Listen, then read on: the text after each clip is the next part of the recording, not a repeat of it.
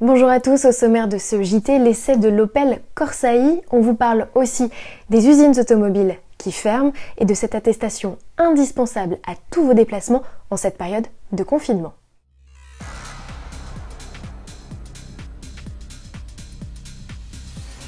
France, Espagne, Italie, face au Covid-19, nous sommes tous logés à la même enseigne. Notre économie tourne au ralenti et nos industries, petit à petit, ferment. C'est le cas notamment dans l'automobile. Lamborghini a été le premier à fermer son site d'assemblage de Sant'Agata Bolognese. Il gardera porte close au moins jusqu'au 25 mars.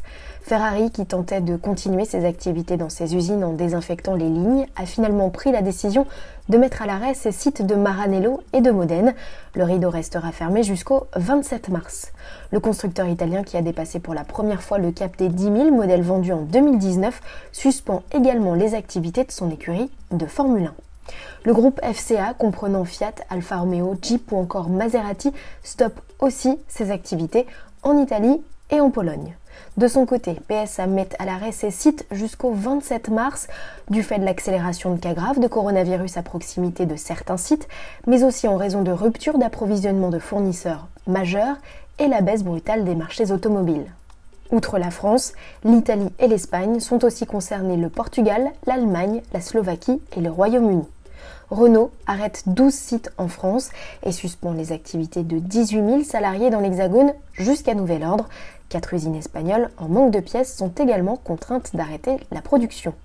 Au regard des annonces de ses concurrents, Toyota a également choisi d'arrêter les chaînes de l'usine de Valenciennes dans le Nord, où est notamment produite la Yaris. Et on vient de l'apprendre, Volkswagen annonce qu'il ferme ses sites à travers l'Europe, en Italie, au Portugal, en Slovaquie et en Espagne pour endiguer lui aussi l'épidémie de coronavirus. Enfin, Michelin garde porte close de plusieurs sites à l'exception de l'usine de Bassens, près de Bordeaux, qui fabrique des composants indispensables à la poursuite d'activités des autres usines dans le reste du monde. Si vous devez impérativement vous déplacer, n'oubliez pas d'imprimer et de remplir l'attestation téléchargeable sur le site du ministère de l'Intérieur, intérieur.gouv.fr, de quoi éviter d'écoper d'un PV de 38 à 135 €. Et pour ceux qui n'ont pas d'imprimante, pas de panique, il suffit juste de réécrire toutes les informations sur papier libre.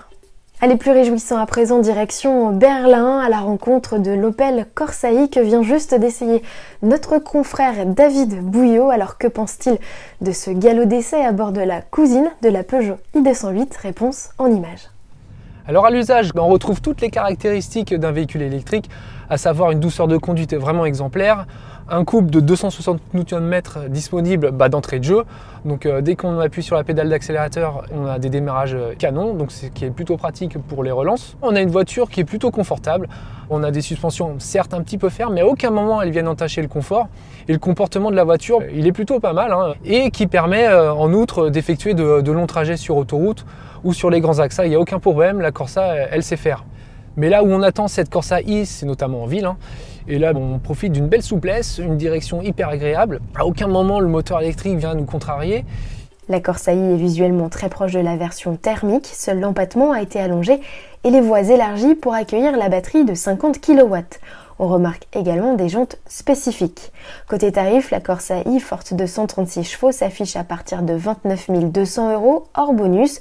Une version d'entrée de gamme qui ne profite pas de l'instrumentation numérique, mais reste bien dotée avec clim, phare et essuie-glace automatique ou encore système de démarrage sans clé. À demain!